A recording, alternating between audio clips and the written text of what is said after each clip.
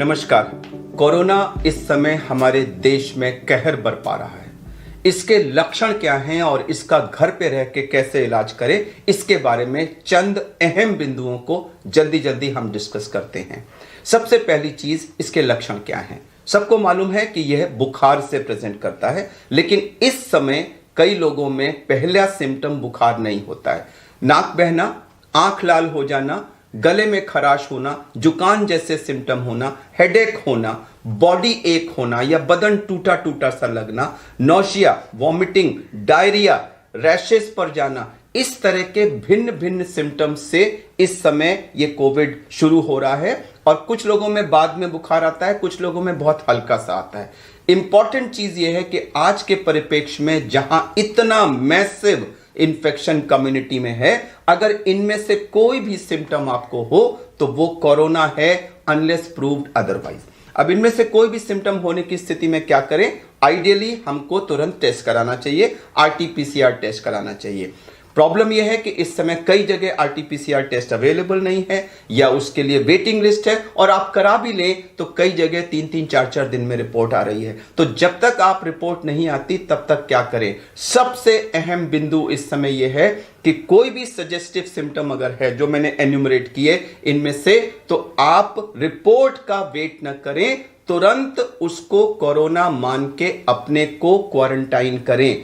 इस समय जो 3.5-4 लाख के लेवल पे हमारा इन्फेक्शन जा रहा है, उसको रोकने का एकमात्र तरीका यही है कि हर सस्पेक्टेड व्यक्ति टेस्ट की रिपोर्ट आने से पहले अपने को क्वारंटाइन कर ले। अगर आपने ऐसा नहीं किया और 4-5 दिन तक आप अपने को नेगेटिव मान के घूमते रहे कि जब पॉजिटिव डिक्लेयर होगा तब मैं क्वारंटाइन करूंगा, तो उस बीच में आप अपने घर के और अपने आसपास के बहुत सारे लोगों को इन्फेक्शन दे चुके होंगे। इसलिए बहुत अहम बिंदु है कि सस्पिशियस सिम्टम होते ही अपने को क्वारंटाइन करें।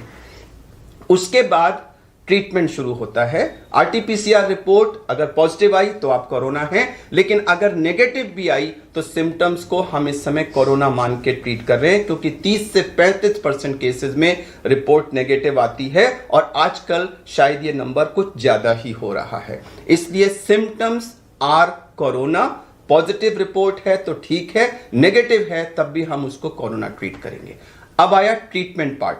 तो इसमें 90% लोगों को माइल्ड सिम्टम्स होते हैं जिसका होम ट्रीटमेंट हो सकता है। मगर मैं बता दूं कि होम ट्रीटमेंट का मतलब सेल्फ ट्रीटमेंट नहीं है। होम ट्रीटमेंट का मतलब है घर में रह कर के डॉक्टर की निगरानी में ट्रीटमेंट। आपका फैमिली डॉक्टर हो, आपके आसपास के डॉक्टर हो, गवर्नमेंट हॉस्पिटल के डॉक्टर हो, प्राइवेट हो, जो भी हो, आप टेली कंसल्टेशन करिए, उनसे टेलीफोन पर एडवाइस लीजिए और उसको घर में रहकर फॉलो करिए। यह बहुत अहम बिंदु है। सेल्फ ट्रीटमेंट कृपया ना करें।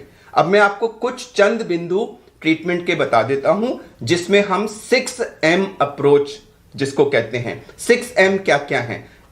पहला M है मिक्सिंग, यानी कि मिक्सिंग ना करें। दूसरा M मेडिसिन के बारे में। तीसरा M है मॉनिटरिंग अपनी कैसे करें। चौथा M है मील्स के बारे में। पांचवा M है माइंडसेट एंड एक्टिविटीज। और छठा M है मूवमेंट टुवर्ड्स हॉस्पिटल। हॉस्पिटल कब जाने की जरूरत है। इन 6 M को हम जल्दी से डिस्कस कर लेते हैं, मगर मैं दोबारा कह दूं कि यह केवल एक आपकी सहायता के लिए है। कृपया इसको फाइनल डॉक्टर्स एडवाइस ना माने। आप किसी ना किसी डॉक्टर से टेली कंसल्ट जरूर करें होम ट्रीटमेंट करते समय। पहला मिक्सिंग, जैसा कि मैंने कहा, सस्पिशियस सिम्टम आते ही अपने को घर वालों से अलग करें, उनके साथ मिक्स ना करें, नहीं तो आप उनको भी इन्फेक्ट करेंगे। अगर आपके घर में कई कमरे हैं तो एक कमरा जिसमें अटैच्ड बाथरूम है वो आप चुनिए, उसके अंदर अपने को बंद कर लीजिए। जो दरवाजा बाकी घर की तरफ खुलता है उसको बंद कर दीजिए। अगर उस कमरे में बाहर में खुलने वाली खिड़कियां हैं तो उनको खोल दीजिए। बाथरूम का एग्जॉस्ट ऑन कर दीजिए। इससे आपके सांस से निकलने वाली जितनी भी हवा है, जो एरोसॉल है, वो घर की तरफ जाने की जगह वो बाहर चला जाएगा और घर वालों को संक्रमण का चांस कम हो जाएगा। जो आपका खाना पीना वगैरह आना है वो कमरे के बाहर एक स्टूल रख दीजिए और उस स्टूल पे वो खाना रख देंगे और हट जाएंगे वहां से। आप अच्छी तरह मास्क लगा के दरवाजा थोड़ा सा खोलिए, वो खाना उठा के अंदर ले लीजिए और फिर दरवाजे को बंद कर दीजिए। इससे आप दूसरे लोगों को संक्रमित होने से बचा सकते हैं। अब अगर आपके कमरे में, घर में थोड़े से कमरे हैं, तो स्पेशली अगर आपके घर में वृद्ध दादी, बाबा, नानी, नाना ऐसे लोग हैं, तो उनको अगर संभव हो तो किसी दूसरे घर में भेज दीजिए, क्योंकि अगर आप उसी कमरे में उन लोगों के साथ रहे तो उनको संक्रमण जरूर हो जाएगा। तो जैसे भी हो अपने को क्वारंटाइन करें, अपने को आइसोलेट करें और घर वालों के साथ मिक्सिंग ना करें। इससे हम कोरोना के चेन को, संक्रमण की चेन को तोड़ेंगे। यह था पहला बिंदु, मिक्सिंग। दूसरी बात आई मेडिसिन की। मेडिसिन क्या क्या ले? तो जो मेडिसिन सबसे इंपॉर्टेंट है वो है बुखार को रोकने वाली पैरासिटामोल। बुखार हल्का भी हो सकता है और 102, 103, 104 तक भी हो सकता है। बीच बीच में आएगा जाएगा ऐसा भी हो सकता है और कंटिन्यूस हाई भी हो सकता है। बुखार से हमारा शरीर एकदम टूट जाता है और उसको कम करना बहुत जरूरी है। तो हम 650 मिलीग्राम पैरासिटामोल को 6-6 घंटे पर लेने के लिए कहते हैं, जिससे प्रायः बुखार उतर जाता है। अगर इसके बाद भी बुखार ना उतरे तो हमें बीच में फिर कोल्ड स्पंजिंग यानी कि ठंडे पानी की पट्टियां हाथ पे और पैर पे और माथे पे रख के बुखार को उतारना बहुत जरूरी होता है। सबसे जरूरी दवा इस कोविड की पैरासिटामोल है। अब उसके अलावा बहुत सारी चीजें दी जा रही हैं, vitamin C, vitamin D, zinc और बाकी सारी चीजें, वो आप ले सकते हैं। डॉक्टर के प्रिस्क्रिप्शन में अवश्य वो लिखी होंगी, लेकिन मैं ये बता दूं कि उनसे कोई पहाड़ चेंज नहीं आने वाला। जरूर लीजिए, उनसे कोई नुकसान नहीं होता है। कुछ एंटीबायोटिक्स दी जा रही हैं जैसे कि एजिथ्रोमाइसिन और डॉक्सीसाइक्लिन, वो भी ज्यादातर लोग प्रिस्क्राइब कर रहे हैं। लेकिन मैं क्लैरिफाई कर दूं कि रिसर्च में माइल्ड सिम्टोमेटिक केसेस में उनके देने या ना देने से आउटकम में कोई फर्क नहीं पड़ा है। आप ले लें, मुझे कोई ऑब्जेक्शन नहीं है, लेकिन उनसे गैस्ट्राइटिस वगैरह काफी होती है। माइल्ड केस में अगर आप नहीं भी लेंगे तो कोई फर्क नहीं पड़ेगा। सबसे जरूरी चीज है पैरासिटामोल। अगर आपको गले में खराश वगैरह है तो कोई एंटी एलर्जिक भी लेते हैं, और अगर डायरिया वगैरह है तो उसके लिए भी, नौशिया वगैरह है तो उसके लिए भी टैबलेट्स हैं। मैं टैबलेट्स का नाम यहां नहीं बताऊंगा, मैं रिकमेंड करूंगा कि जब आप डॉक्टर से कंसल्ट करें तो ये बता दें, वो उसके लिए आपको लिख देंगे। तो ये तो थी मेडिसिन। कुछ और मेडिसिन भी दी जा रही हैं, आइवरमेक्टिन है, हाइड्रोक्सीक्लोरोक्विन वगैरह है। मैं दोबारा कह दूं कि किसी भी रिसर्च में इन मेडिसिन से आउटकम में कोई फर्क नहीं पड़ा है। तीसरा अहम बिंदु है मॉनिटरिंग। मॉनिटरिंग कई चीजों की करनी है। एक, हमने अपना टेम्परेचर 4-4 घंटे पे मॉनिटर करना है। बेटर होगा कि अगर आप उसका चार्ट बना लें। सबसे ज्यादा इंपॉर्टेंट मॉनिटरिंग है हमारी ऑक्सीजन की, जिसमें कि एक पल्स ऑक्सीमीटर आता है, जिसमें अंदर आप देखेंगे ऑन करके तो एक तरफ रेड लाइट आती है। वो रेड लाइट नाखून की तरफ होना चाहिए और उसको आप प्रॉपरली अंदर डाल दें और डाल करके उसको 1-2 मिनट वेट करें। उसमें एक वेव फॉर्म आता है, जब वो वेव फॉर्म स्टेबलाइज हो जाए रेगुलर, तब जो रीडिंग आती है वो फाइनल रीडिंग होती है। बीच में एक आध रीडिंग अगर लो आ जाए तो उससे घबराई नहीं। और ऑक्सीजन और हार्ट रेट, दो चीज वो दिखाता है। ऑक्सीजन हमारी 94 से ऊपर होनी चाहिए, जरूरी नहीं है कि 100 हो, 95, 96, 97 जो है 94 के ऊपर नॉर्मल है, उसको जरूर मॉनिटर करें। अगर आपकी 94 से नीचे कभी भी आती है तो वो एक डेंजरस साइन है और हमें उस पर तुरंत उसका संज्ञान लेना है। तो एक टेम्परेचर मॉनिटरिंग करेंगे, आप ऑक्सीजन की मॉनिटरिंग करेंगे, और अगर आपको डायरिया बहुत ज्यादा हो रहा है तो ये भी मॉनिटरिंग करेंगे कि कितना आपका फ्लूइड लॉस हो रहा है, क्योंकि उससे आपको डिहाइड्रेशन की पॉसिबिलिटी होती है। और आप ये भी देखेंगे, रिलेटिव्स को देखना चाहिए कि पेशेंट की कॉन्शियसनेस लेवल में तो कोई फर्क नहीं पड़ रहा है और उनको कहीं बहुत सीवियर फीवर वगैरह की वजह से एग्जॉशन तो नहीं हो रहा है और एक्सेसिव कॉफ वगैरह तो नहीं है। तो इन सब चीजों की हम मॉनिटरिंग करेंगे। पेशेंट को रेस्ट करना चाहिए, लेकिन रेस्ट का मतलब बिल्कुल ये नहीं कि आप टट्टी पेशाब भी बिस्तर पे करेंगे। आप रेस्ट करिए, लेकिन बीच बीच में उठिए, थोड़ा बहुत एक्सरसाइज करिए। हाथ को ऐसे ऊपर किया, नीचे किया, शोल्डर को थोड़ा सा मूव किया, चेस्ट को थोड़ा सा मूव किया, थोड़ा सा बिस्तर के आसपास चल लिए, टॉयलेट तक गए, तो थोड़ा बहुत मूवमेंट आपका जरूर होना चाहिए। बहुत अहम बिंदु है मील्स का।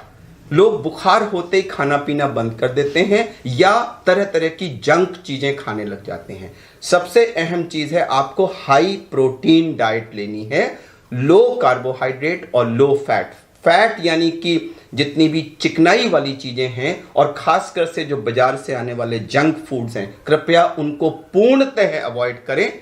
कार्बोहाइड्रेट यानी कि पेस्ट्री और इस तरह की जो मीठी चीजें हैं वो भी जहां तक संभव हो कम से कम मात्रा में लें। आपको प्रोटीन चाहिए। प्रोटीन किस में मिलेगा? नॉन वेज फूड में प्रोटीन होता है, लेकिन उसको कम से कम घी में बनाएं।